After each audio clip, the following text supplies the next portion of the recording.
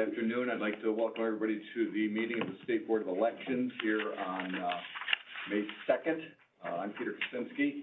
Joining me today are Commissioners Kellner, Casale, and Spano. And we'll open up today's meeting with the minutes from the March 14th meeting. Are there any questions or is there a motion to adopt? I move that we adopt the minutes. Second. And seconded. All in favor, aye? Aye. Aye. Nays, passed unanimously. And we'll go to the ballot access determinations. We had a few petitions that were filed here related to judicial delegates for this year's elections. We have we have one sheet of paper that gives us several recommendations from the staff on different petitions that were challenged. And that report is before the commissioners. Is there any discussion or any motions? I move we accept the recommendation. Move to accept. Is there a second? Second. Seconded. All in favor, aye? Aye. Aye. Aye. Opposed? All in favor, so that's unanimously adopted as well. Next, we'll move on to unit updates. The executive, Kristen Stavisky. Good afternoon, Commissioners. We worked with staff throughout the agency as well as coordinating with the county board since our March 2023 board meeting, and I have several updates for you. OVR AVR, our interim online voter registration system, is scheduled to go live at the end of this month. It's currently undergoing testing, and we're working with county boards, county IT, and the voter registration vendors to ensure that counties are ready to digest that data into their own systems. We are close to finalizing a solution for automatic voter registration and the clearinghouse necessary to transfer the information efficiently between the state board, the county boards, and the agencies. The RFP was officially canceled after the tentative awardee was deemed non-responsive, but we are aggressively pursuing an internal agency option, and we will get back to you with further information on that. The Public Campaign Finance Board, the software procurement, the internal evaluation team completed a review on the 4 proposals. In late April, we viewed demonstrations on those 4 and sent those additional scores to General Services. The Office of General Services is currently combining the scores. I think the technical had 700, the demonstrations were 200, and the cost proposals are 300. So as soon as they have completed that process, which should be approximately a week, we will have a tentative awardee. And in the meantime, as you know, Public Campaign Finance has created a manual solution to handle all the matching claims and audits as we await the final software. Space planning, the bid for the 5th floor was awarded, and the vendor is finalizing plans. Actually, as we speak, our administration and also Public Campaign Finance directors are on our biweekly space call with General Services. They began the work on the 5th floor in the pipe room, which is sort of beyond this wall, and they did some abatement. It's going to be an extra storage space for ops and for the different machinery that we test here. So that should be completed a week or 2, and we're probably about 4 weeks out from the first phase of this floor, which is really the north side of this floor. As you know from our last report, the staff has been packing and scanning and shredding and getting rid of all documentation that can be removed from this floor and kept electronically so that we're ready to vacate half the floor in June.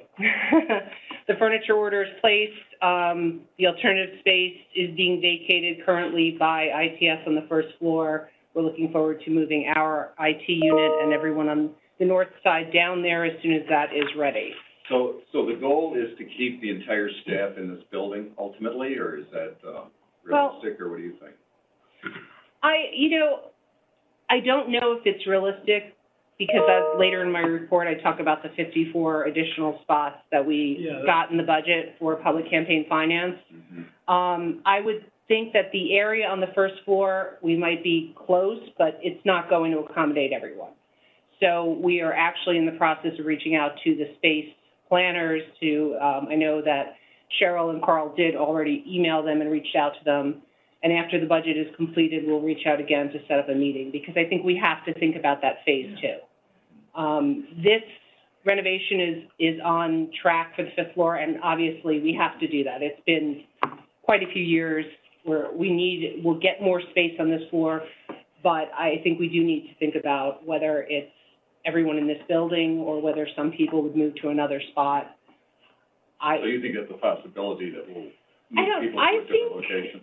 I don't know. I think that right now, I think we could find space in this building if everyone sort of moved and was efficient about where they are, but that's really something we have to work out with general services. So I would hope that my preference would obviously for us to all be in one place, because I think that's the best way. I think that'd be our preference too, Yeah. but speaking for the commissioners. I've done it both ways. I ran into Yeah. before, just Right. regional offices and one here, and a lot of these people. You know, we used to have a regional office when I first started here in New York City. Right, I heard that. And, we really closed it ultimately because of the lack of management or any supervision over those people. You know, it was a nice idea to have people out Mhm. like that, to have a whole office separate from us in the city, but ultimately, it just became such a burden administratively to try to oversee that number of people at an off-site location. Now, that was New York City, not Albany, but I still think logistically, it's difficult to manage people when they're off-site. So I'm hoping that OGS will be sensitive to that and will be willing to give us the space here so that we can have everybody in the same building. I think that would be much to our advantage. Oh, absolutely. I mean, we will advocate for us to stay together. And, you know, it's just even the casual conversations of walking the floor and speaking to someone. You would lose that if you had some people in another location.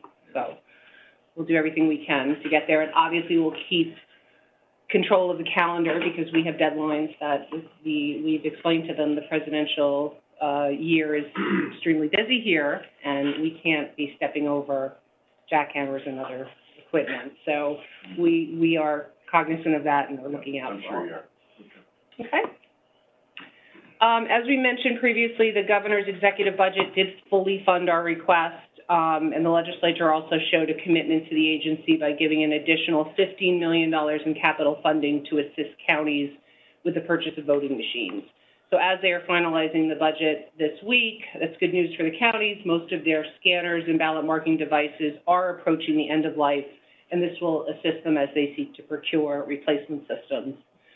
The budget again provides funding for counties for postage, which is also good news, and reflects support for the Public Campaign Finance Board by allocating those 54 additional positions we talked about.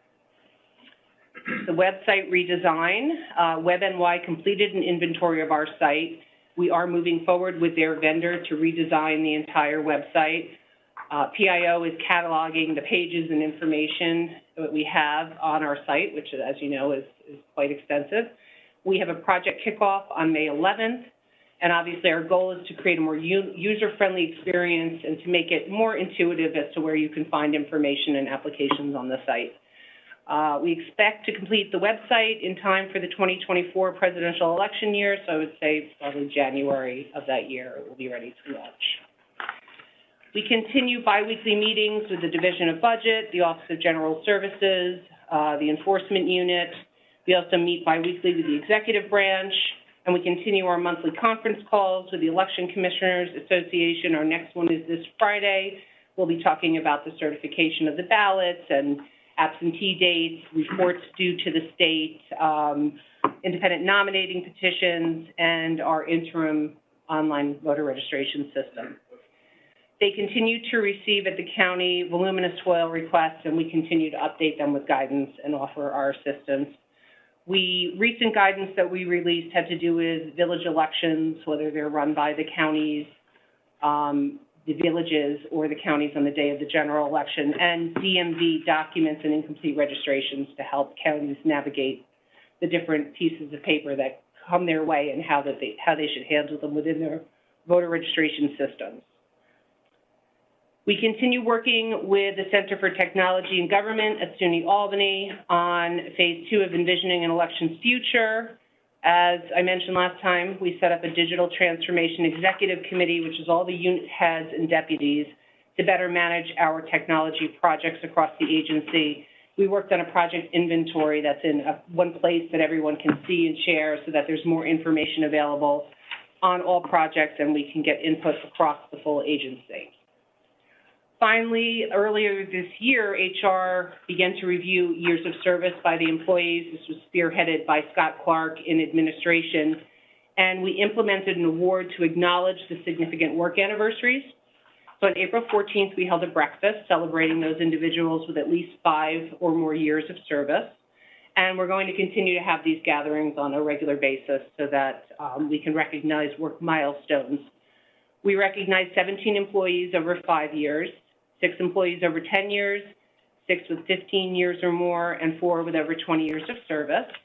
And I will mention our longest-serving employee. It started with us in 1994 as a keyboard specialist, currently serves as Deputy CIO of the IT department, 28 years and 10 months of service, and that's Hope Hardwick. And in all, we honored 33 employees that have served the Board of Elections with over 410 years collectively. So it was a really nice morning, and it was an opportunity to really celebrate the staff. And as you could see from the numbers, we have people that really put down roots here. And it's an extended family. It was a great event. And Brenda will agree with me. We really enjoyed doing it. No, it was, especially with people on different floors that we have now. You know, Right. it was great to get everyone together, in a big room and, you know, celebrate all the work that they've done, especially That's over great. the course of years with everything that, all the challenges that we've had thrown with us. It was very nice. Yeah. I think that everyone liked it. Yeah, great. That's great. Are you, That's all I have. I don't know, Brendan, you want to add anything? No, I think, I just wanted to make sure that we mentioned that because, with all the employees and Okay. going forward, and HR did a great job of putting all They that really together as well. all right. Before we leave the executive director, I just wanted to make mention that, Ray Riley's here with us today. Commissioner Casale and I have appointed Ray as the new co-executive director here at the State Board of Elections. He hasn't actually started yet because his paperwork hasn't gone through all the necessary approvals, to the governor's office and the budget division, but once he does, he'll come on board here, and he did come up today to meet with the staff and to come to our meeting, and I would like to welcome Ray, and we're thrilled to have him and excited to have him come on, and we're hopeful that happens sooner rather than later. So just like to make mention Ray's here with us today. Thank you, Commissioner. Welcome, Ray. We look forward to working with you. Sooner rather than later. Yeah. No one more than Brendan. Are there any other questions for the executive directors? If not, we'll move on to the elections operations, and that's Tom Connolly and Brendan, still in those roles, even though I know you also have changed your. Just waiting on paperwork. No, just paperwork. But we appreciate your doing both jobs. But go ahead. Thank you, Commissioner. So generally speaking, obviously, as we started off with the ballot access rulings, we were busy with accepting ballot access documents for judicial delegates, alternate judicial delegates, and state committee people. We did prepare those recommendations, which you previously voted on. We conducted a drawing for ballot placement back on April 25th, and we've prepared the certification for the June primary election, which we will send out to the counties not later than tomorrow, as that's the deadline. The counties will then certify their own ballot the following day, and then we will move towards getting the ballots ready for the next deadline, which would be getting it out for military and overseas voters. We did facilitate an online demo of enhancements to the statewide portal used for accessible absentee voting for counties to preview and for new staff to become familiar with, as that will be the next step after the ballots are uploaded for military and overseas voting. We will have the counties upload the ballots to the accessible portal so that anyone who's requesting an accessible absentee ballot can access and mark their ballot using the statewide system that we have in place. Staff has also been out to do some acceptance testing at counties. We did 200 machines at Oneida County, 70 in Niagara County, and we actually did the first installation of the HART, which is the newly certified system in New York State. One of our staff went out to Herkimer County and was there when they were installing the election management system software. The machines for the HART system will be coming a little bit later this month, and we will be out in person to obviously help the county receive those and make sure that they are installed with the proper software. And then Brendan and I also just got back yesterday morning from a special workshop that was conducted by the Election Center in Houston. It was focused on facilitating and developing and facilitating statewide training programs for election administrators. I thought it was a good experience, and it was a good opportunity to meet with local and state administrators from across the country and see how they do things in their states and share with them how we do things here. With regard to voting systems, Dominion So all of the testing has been completed for the Dominion system, and we are currently reviewing all the deliverables, as is NISTech. We're doing final edits and review of the testing reports. Once the testing reports have been completed, we will get them ready for posting on the NISPO website for at least 2 weeks before any future meeting for a certification vote takes place. We did do an initial, as part of our regulations, we're required to do a public demonstration of all voting systems that are under testing. We had done one back for Dominion in February. We had done it in person. We had also recorded it and live streamed it to our YouTube and put it on our YouTube account. We did receive feedback and some, so I'll say some criticisms, but some constructive criticisms from outside entities who had wanted more accessible online demonstrations. And so we actually did conduct 2 demonstrations, 2 more, just at the end of March, on March 31st for Dominion. We did a morning one, which was in person, and then we did a dedicated live stream one, a virtual one later in the afternoon, where we had silent ASL interpreters, we had captioning, we had the opportunity for people who were watching remotely to kind of sign into a special link so that they could ask questions in real time. So we really tried to take that feedback that we had received and implement that into our new demonstrations. With regard to ES&S, testing is expected to be completed this week. We'll be getting together with NISTech and also SLI, our testing lab, to discuss any open discrepancies. The source code review was completed and sent over to CyberCastellum, which is NISTech's third-party vendor for source code review. So CyberCastellum is going to review the work that SLI did as to the source code itself. Likewise, we did 2 public demonstrations of the new ES&S system, one in person and one virtual, similar to the way it was described before for the Dominion one. That was held on April 27th. There's also training going on currently at Schenectady County for the ES&S system, and we have staff going over there as Schenectady graciously extended an invitation for us to kind of piggyback. So we're just trying to make sure our staff is properly trained on all the different systems and the latest and greatest.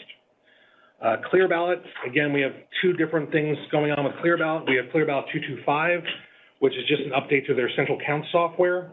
The testing of that is done, so we are just kind of reviewing the testing reports. Again, we will post those on the website for at least 2 weeks, and then there could be a certification vote at a future meeting on that. ClearVote 2.4, which is the full precinct level demo system which would be the first time that it's in use in New York State. That's also, testing is underway and scheduled to be completed this week. Same thing, once the testing is completed, we'll review any discrepancies that there may be with our testing lab, with NISTech, and then also with the vendor to get any additional information that we may need. And then once the reports are done, we'll post those on the website, and then a certification action could be taken at a future meeting. We were also doing a demonstration of the ClearVote system on the 5th, which is, forget the day, is Friday. So we'll do the same thing. We'll do an in-person, and then we'll have a virtual one for people if they want to watch from home.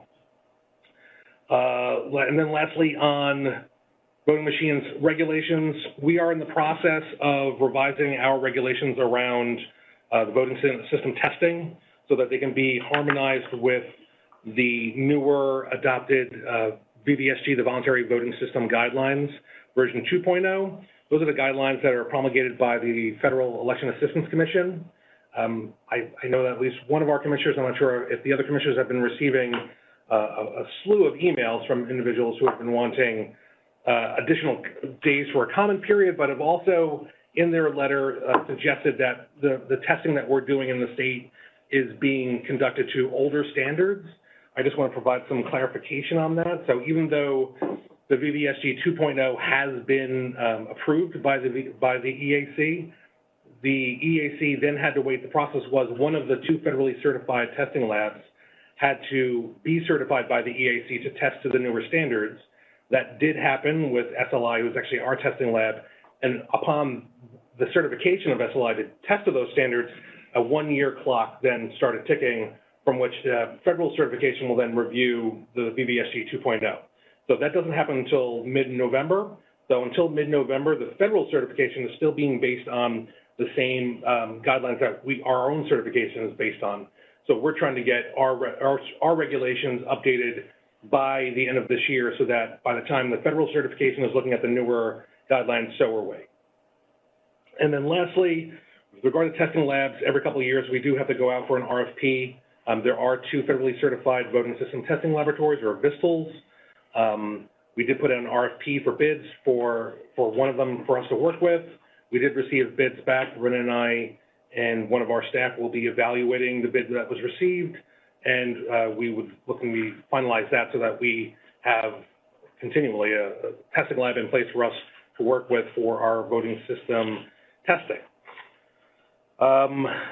With regard to electronic poll books, we have a resolution on the agenda later on for approving updated configurations for all 3 systems.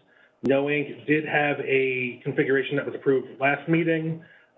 This one, for this meeting later on, is just an update to the underlying operating system on the iPads, so there was no change to the application. And then the other 2 vendors, 10X and Robits, did submit changes to their configurations, which are also included in the resolution for later. And then lastly, on e-poll books, we did send some of our staff down to Tampa to go to 10X headquarters and get more intensive training on the e-poll book system. That came out of when, during early voting of the last general election, I went out to about 15 counties in the western part of the state. And from a lot of the 10X counties, they had some desire to know how to do certain things better because they were being reliant on the vendor too much. So they wanted to kind of be able to do certain tasks independently. And so, Brennan and I spoke about how could we better position our staff to help, I guess, teach the counties how to fish themselves. So they were able to handle things on their own and not kind of get anxious about when they were reliant on deliverables from some third party. So that was just a couple weeks ago, and it went fairly well. So we'll see how that pans out for us.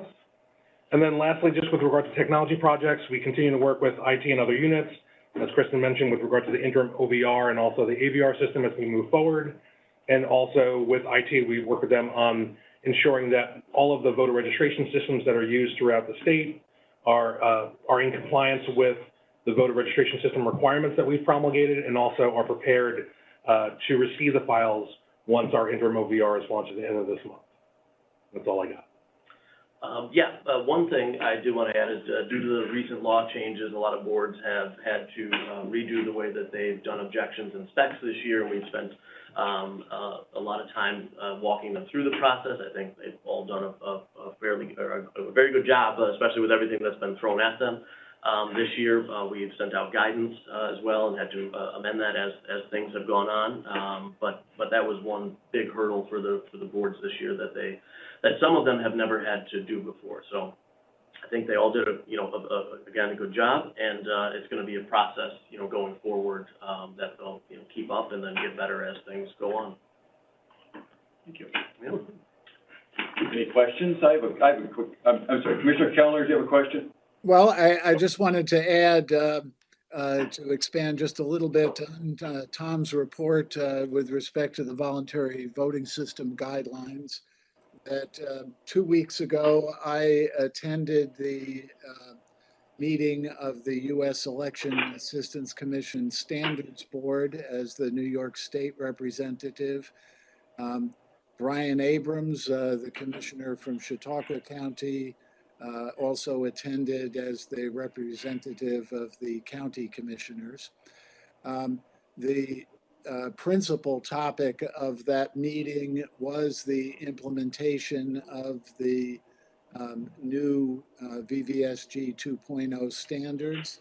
And as Tom pointed out, systems that are currently in testing at the federal level are being tested to the 1.1 standards.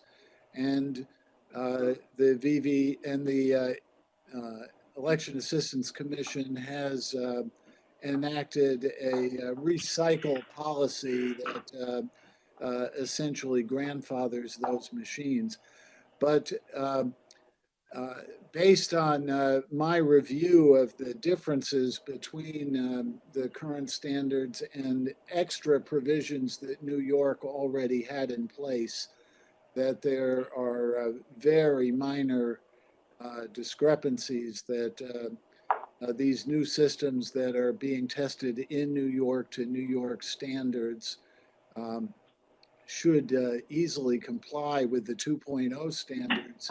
if they were required to do so. And I guess that's what Tom and Brendan are addressing in the updates to our regulations. But I think we can still claim that New York is the gold standard for voting system testing and certification. Hope that we can keep that mantle. Okay, thank you. I have a question. How many of our counties are looking to buy new voting machines right now? Do you know? Well, I think all of them are dealing with end-of-life systems, and so they may not be looking at buying an entirely new vendor system, but let's say with Dominion, there are a lot of counties, for example, like I said, Oneida just got 200 ICE machines. That is likely because they were replacing the older ICP systems, so the ICE machines are still working on the existing voting system that's been certified. Like I said, Herkimer is the only county that's moved to the new HART system.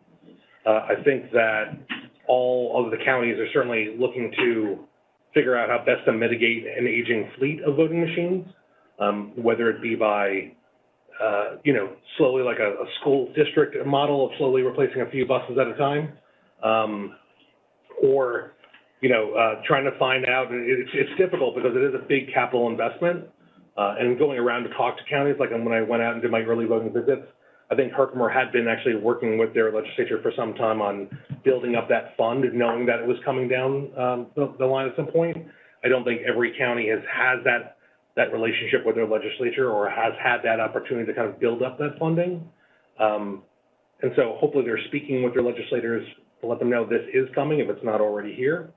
And then certainly we will help, any county that wants to have that conversation with their legislature or with their county executive to explain that this is not just some sort of, willy-nilly need for funding, that it actually is very important that they invest in. So how many machine vendors do we have certified in New York right now to sell to our counties? Currently, well, Three that for are polling place-based systems. Three. Clear Ballot is certified as a central count and an audit tool, but that's not at the polling place. That's So back there's at the three office. full site correct. vendors right now for Correct. voting machines. Yes. And it does take some planning ahead, because if you need to work with the legislature, because if you're planning on changing, Mm-hmm. you can't phase it in. You really would have to, whereas if you're gonna stay with your vendor, you might replace 1/3 one year, the second third. How many vendors can a county have in its fleet? I believe the current law states that you can't use more than two. Two, right? Two. yeah. So if you have Dominion right now, you could have one of the others, but you can't have all three. Correct. But you could potentially, if you had Dominion, go out and buy HART as one of the, a HART machine to replace a Dominion machine, so you'd have two in your county. Yep. So, but there is some competition out there right now amongst the vendors. There's at least three to choose from, is that? There's at least three to choose from, and then obviously both ES&S and Dominion, the two currently certified vendors, have new systems in the pipeline which are nearing completion on testing, and I know that they are eager to try to hopefully get certified so they could try to sell their newer systems to the counties.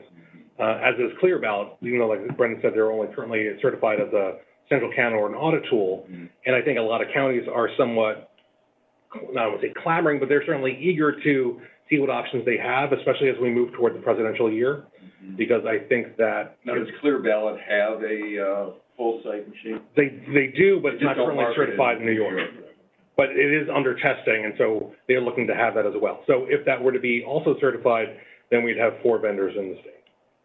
Okay, so how long have these vendors been in the state, what is it, 15 years now? Dominion and ES&S have been in since. So are we then telling everybody that the life expectancy of our voting systems are 15 years?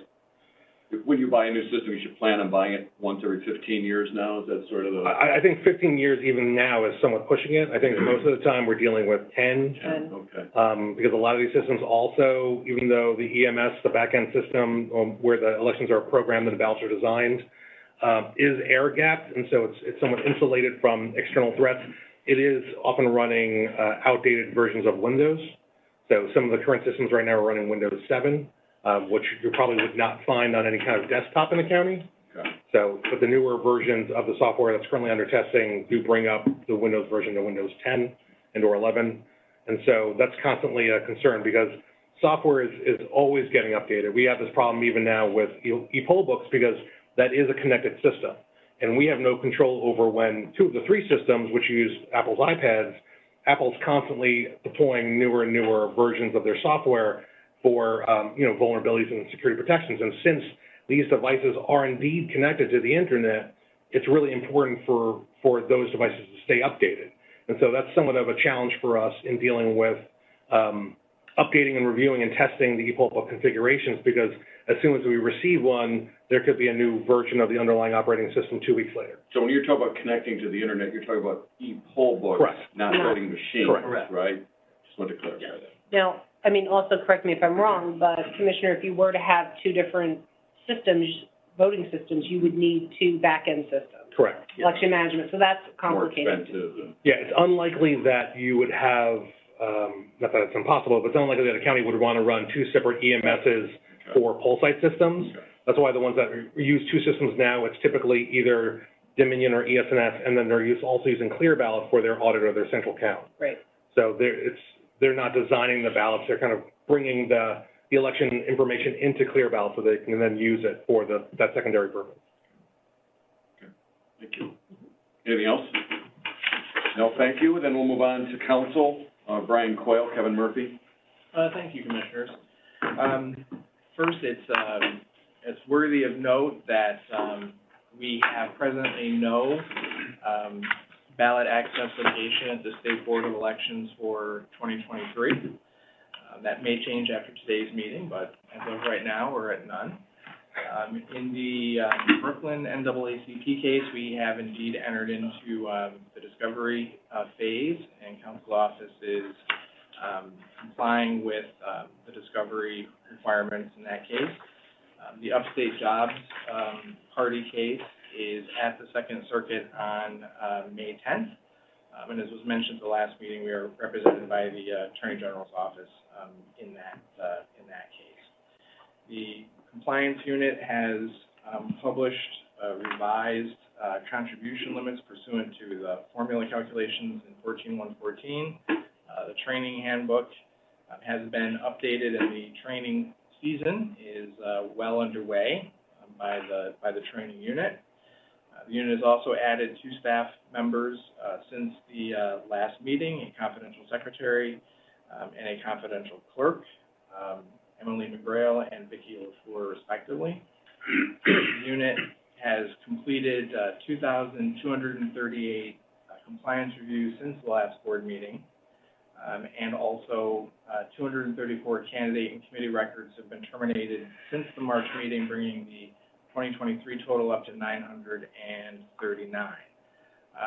After the last meeting, the Chief Enforcement Council sent correspondence with a follow-up list pursuant to their recent outreach to non-filers, indicating instances of where they had bad email addresses, certified return receipt returned without having actually been able to effectuate the delivery of the certified mail, and a few other categories of information in terms of committees that have been defunct for a significant period of time or not made filings in a significant period.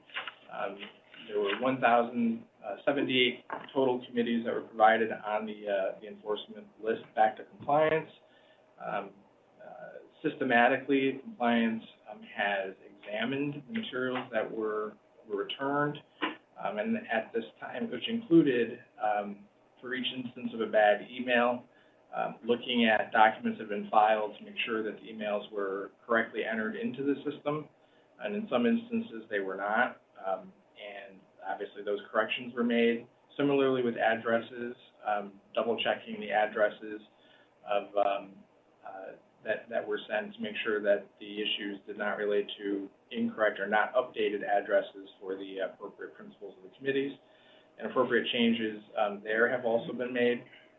But fundamentally, the process has also revealed about a third of the 1,078 committees that were referred pretty clearly have been defunct for an extended period of time and have very small balances. And those committees have been entered into the administrative termination process and the dormant committee review process, and it should result in a substantial number of them being shuttered in due course. Let's see. The total number of reports that have been reviewed by the unit so far since inception is 210,456. And currently there are 6,422 reviews that have been assigned to be done. And there is no change in status for paid internet digital advertisements since our last meeting. Anything else? Nothing? Any questions for council? Okay, thank you. No questions. We'll move on to enforcement. Mike Johnson? Hi. Can you guys all hear me? Yes. Ken? Okay, great.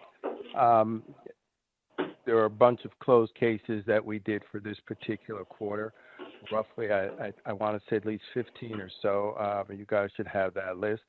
And as far as our quarterly report is concerned, for our quarter ending, this particular quarter, first quarter of this year, the total number of complaints that the division received by mail, email, fax, phone, or any other means for the first quarter of 23 was 67. Now, the numbers that I'm going to read out to you guys include cases that came in and were disposed of the first quarter, and also some that spilled over the last quarter of 2022.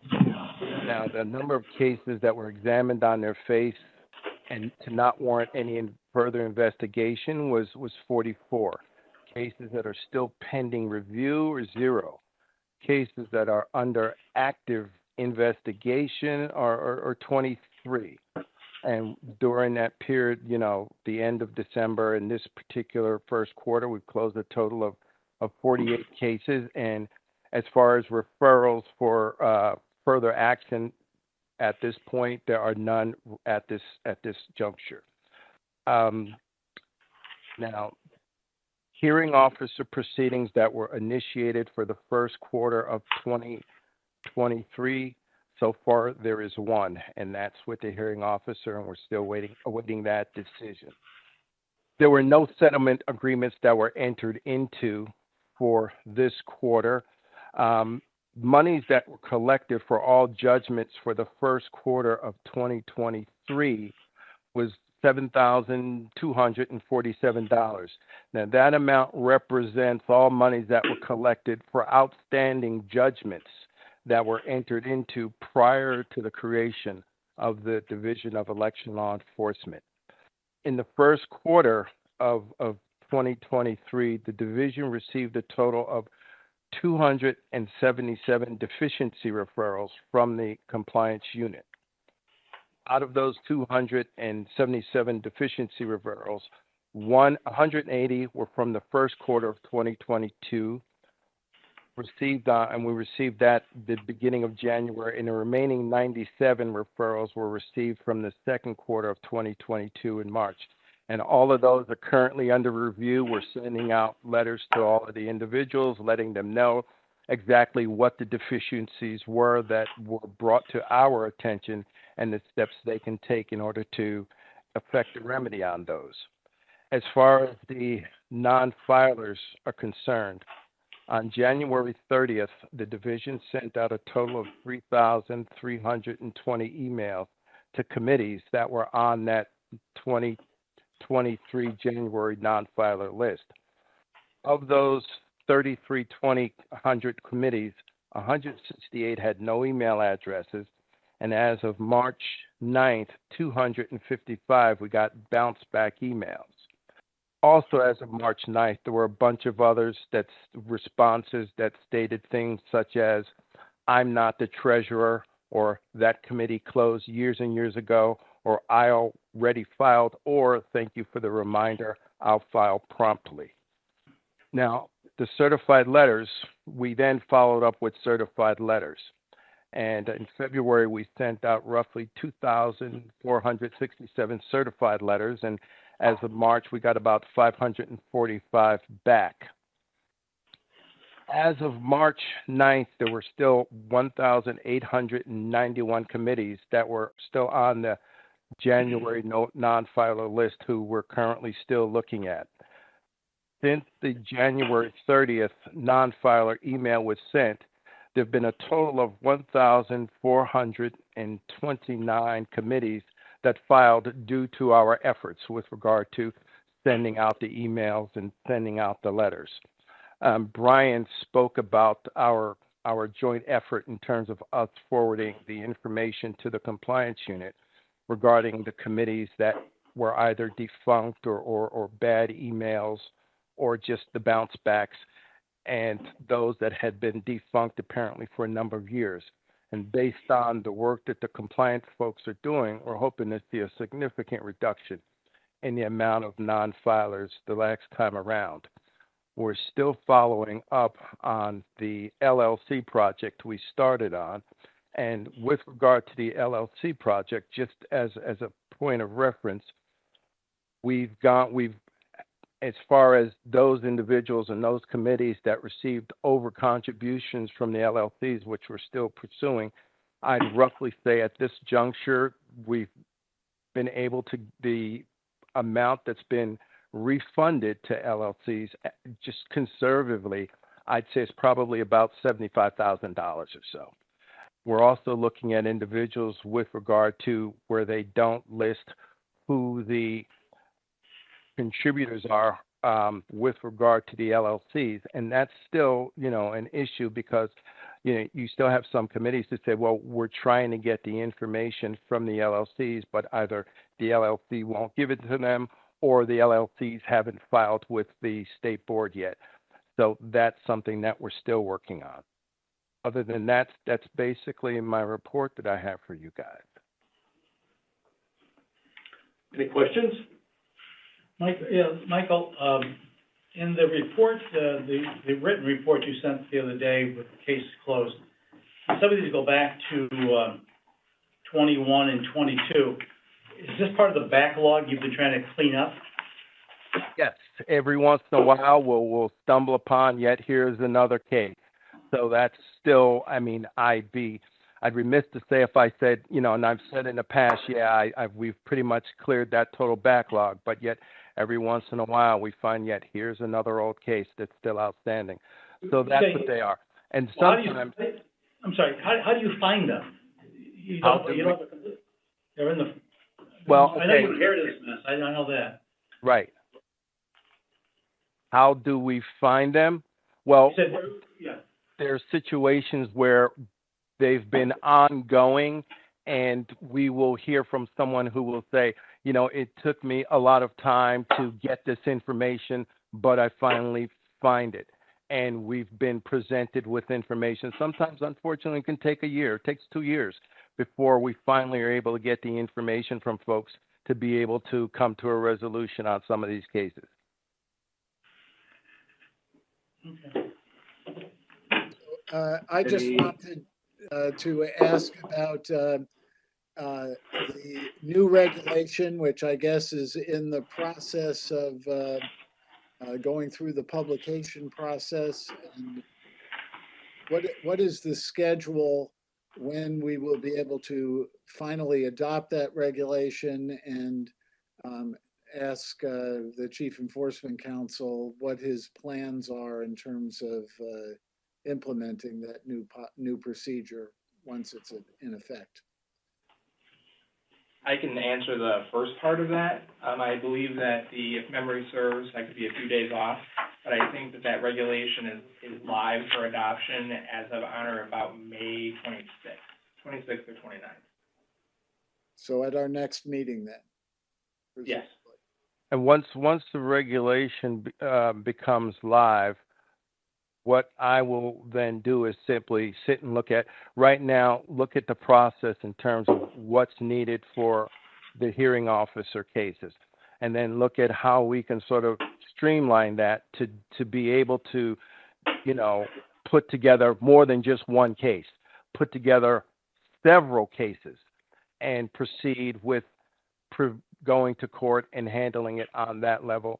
And I'm hoping it results in a much speedier speedier and more efficient process than what we have now. But, Michael, so you're talking about doing it on still a relatively small scale, not like the old system where we would do 1,000 at a time? Well, I think that, no, what I'm looking to do is start, with, a small amount to make certain the process has been streamlined and works. Once we see, okay, here's what we have, now if we can do several hundred at a time, that's where we want to get to. That's the plan, to get back to, like you say, the way it used to be, where you could do several hundred at a time and be able to, because, we're still getting money in with regard to those judgments back then. So I do think that it's a way to at least short circuit the process that we have in place right now.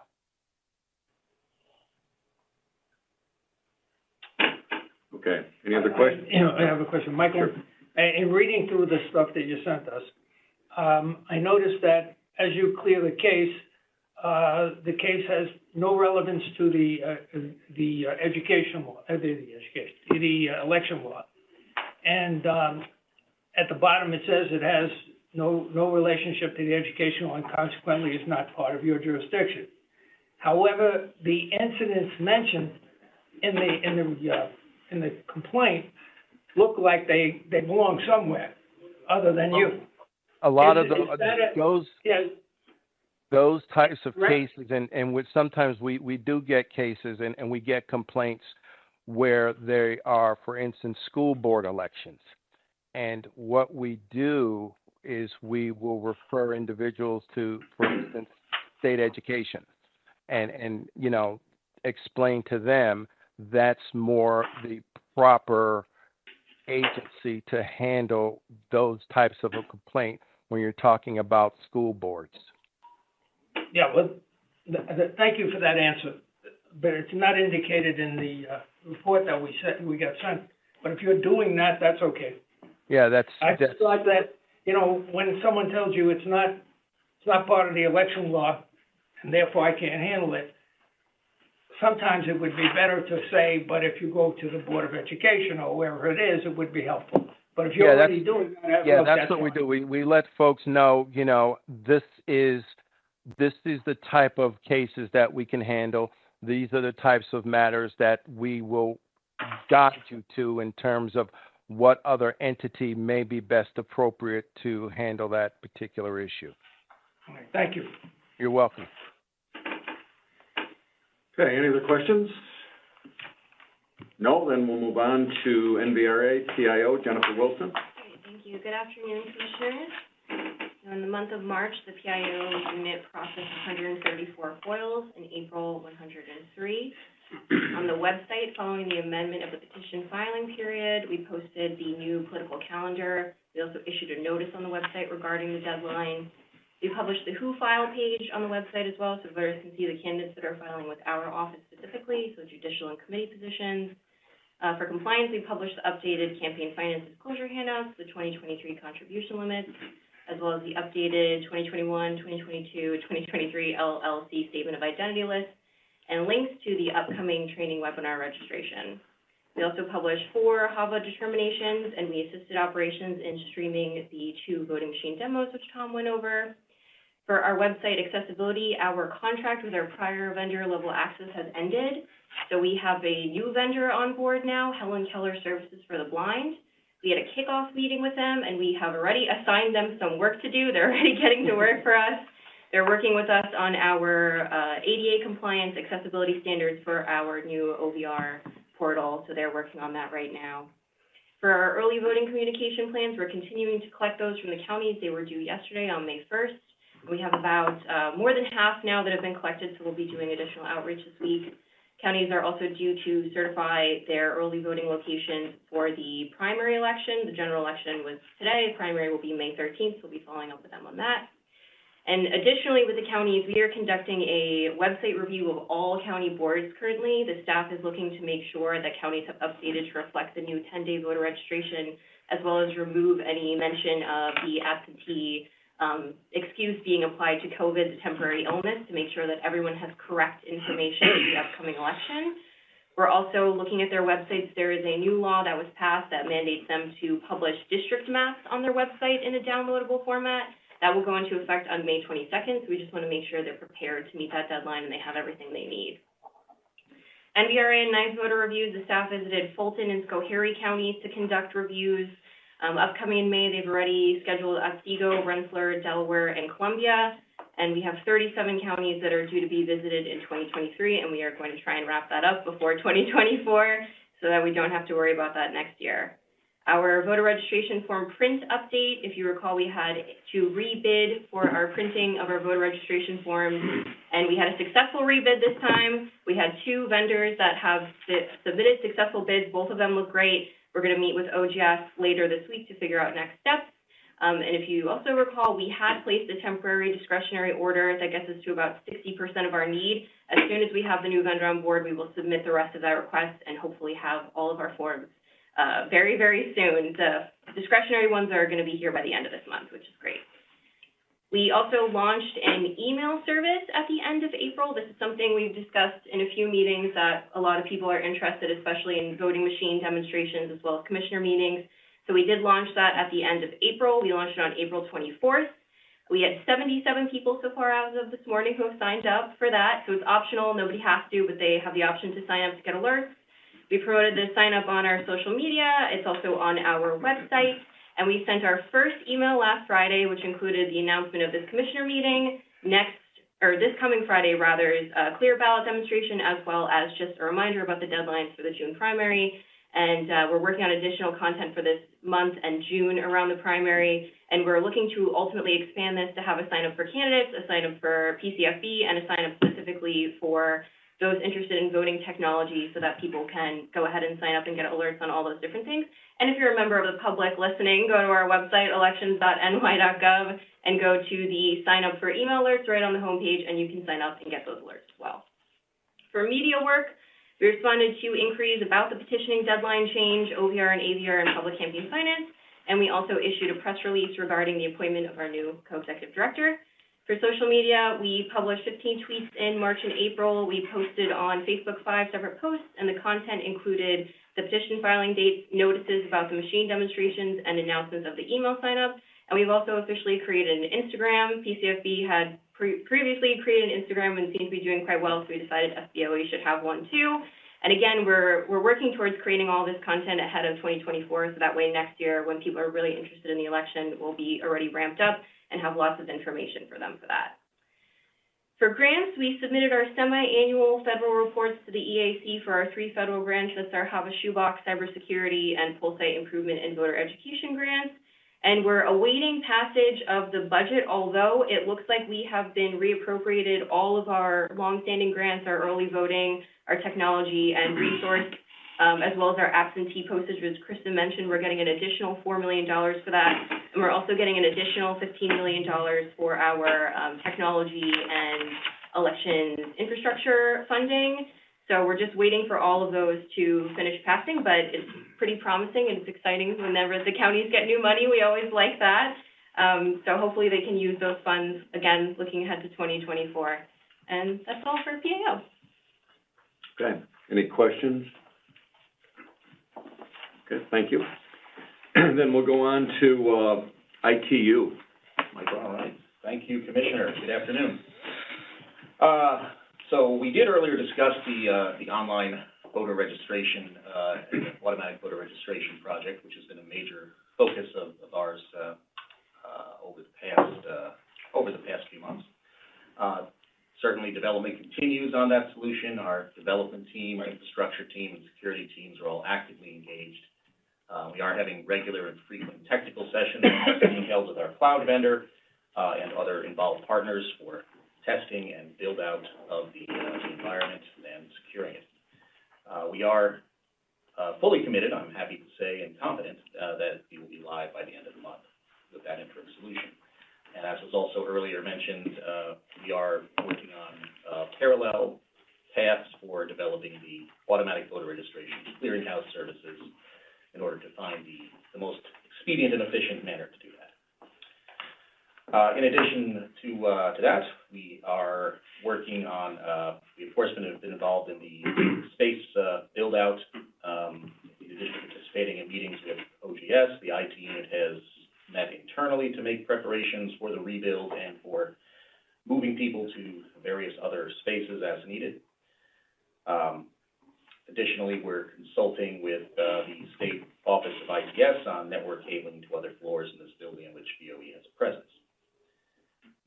We did also cover the website refresh, which we've been actively involved in.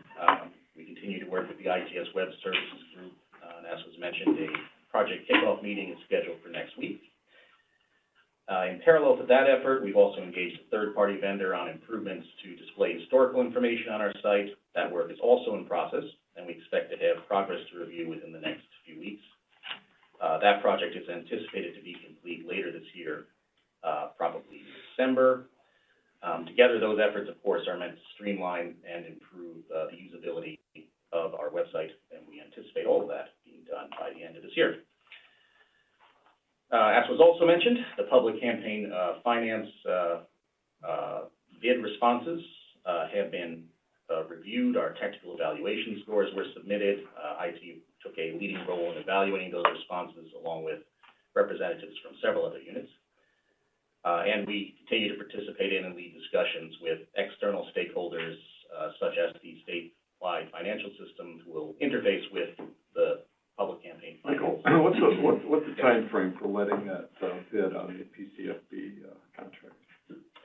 Well, we would, I don't know that we have an exact timeframe, but we would anticipate fairly soon getting the responses from OGS. We, of course, submitted our technical evaluation scores, and they are reviewing that.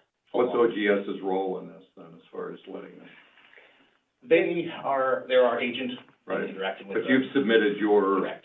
Your recommendations, your Right. evaluation to them. What then do they do with that? So they are the ones that have the price, right? We don't see Okay. that. That's not part of the bid process. So Okay. they will take our points, put Okay, it together with whatever the pricing structure, and then they'll tell us who the tentative awardee is. okay, And as Michael said, we don't have exact dates, but we should have that, I would say, within a week, I would say based on their timeline. yeah, Then they'll negotiate with the vendor on the contract. We get a signed contract, it then goes to the Attorney General, they do a review, and then it goes to the State Controller. right. So I think we were hoping August we'd get a vendor on board. Yes. Match the timeline? And in your estimation, is that time enough to get the program up and running for next year, or what's your sense of the time frame here? Well, it should be, yes. Now, that's it is a build-out over several years because it's more than just the public campaign finance system. This is also going to act as a refresh on all of our CAPAS finance systems. Yeah. So, based on the prioritization of work, we would anticipate the vendor being able to have the public campaign finance systems up and running in a timely manner. Okay. Exact project plans will be negotiated and determined once the vendor is on board. Okay. But the team has built a manual solution to Right, be able right. to do that now. I And the understand. numbers, they should be in good shape. Okay, Okay. thank you. You're welcome. We'll switch hats to security for a moment. The Secure Election Center responded to a widespread phishing campaign originating from a trusted third party. There was an email that was distributed that sought credentials and also had a potentially malicious download. The third party was notified and an alert was distributed to all county boards. Some county boards did receive the email, however, none reported actually clicking on it. So that's a positive for the training that's been done up to this point. Secure Election Center also, as was mentioned, supported election operations team in completing e-poll book vulnerability scans. This year, the federal government's Homeland Security Grant Program included elections as a national priority area and required a 3% minimum spend by each state. So the New York State Department of Homeland Security Emergency Services runs a grant program for counties to pass through these funds. The state board submitted a grant application to DISHES seeking funding to cover the non-elections portion of county security monitoring to ensure we continue to maintain the same level of monitoring coverage that existed prior to the segmenting of the election systems in county networks. The State Board also notified county boards of the program to ensure they work with their county leadership on potential grant opportunities. We also, in terms of security, are expecting an RFQ to be released shortly to continue the security monitoring and alerting services that have been provided to the counties for the last few years. We've been engaged with both our county and state partners to ensure we provide effective services while also coordinating with the deployment of the state's new Joint Security Operations Center. And as a follow-up to the original risk assessments, which were previously conducted by county boards, Secure Election Center recently completed work with our partners at NISTEC to develop a framework for reassessing county security posture, validated against their attested compliance with cybersecurity regulations. So we'll be piloting that assessment with 3 counties later this month. We'll fine-tune the assessment accordingly and then expand to the remaining counties. Long-term, we plan to establish a regular cadence for these reviews, similar to those conducted by PIO for NBRA. And lastly, our Chief Information Security Officer, Ben Spear, is currently in Syracuse attending the New York State Local Government IT Directors Association Spring Conference. There, he'll be engaging with county IT directors on a variety of topics, including the continuing security monitoring and the cybersecurity regulation and assessments. And that concludes my report. Okay. Are there any questions for Michael from anybody? If not, okay, thank you. That concludes the unit reports for this meeting. So next we'll move on to old business. Is there any old business to come before the board today? I'm not aware of any. So we'll move on to new business. And we have a number of items under new business, some which were referenced earlier, but we'll start with the regulation. Let me just find these here, 6214. So the first one is the contribution limits, which I think we actually, didn't we do an emergency before? This is the final adoption of something we actually did in January. This is pursuant to statute. It's really just a formula in the statute, right, that we just compute, so there's no real discretion here. Correct. And we just did it in January, now we're affirming it. Is there any discussion on this, or is there a motion to adopt? There's a motion to adopt. Is there a second? Second. Seconded. All in favor, aye? Aye. Aye. Opposed? That is passed unanimously. And the next resolution regarding poll books, this is something I think Tom mentioned earlier, and we'll just go over it a minute here. So this is to, these are upgrades to our poll books. You want to talk any more about it? I think you spoke about it earlier briefly. You want to... No, I mean, this just kind of goes with what we try to do, before every election event, or at least twice a year, is we give the opportunity to the vendors to update their systems so that the counties can have the latest and greatest, or at least the most up-to-date software.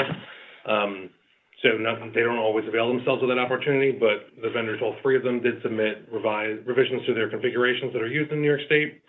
And so what the resolution would do would approve the different configurations that we've tested, and then it would also require the county boards to upgrade their systems to the latest version, if not for the primary election, then not later than for the general.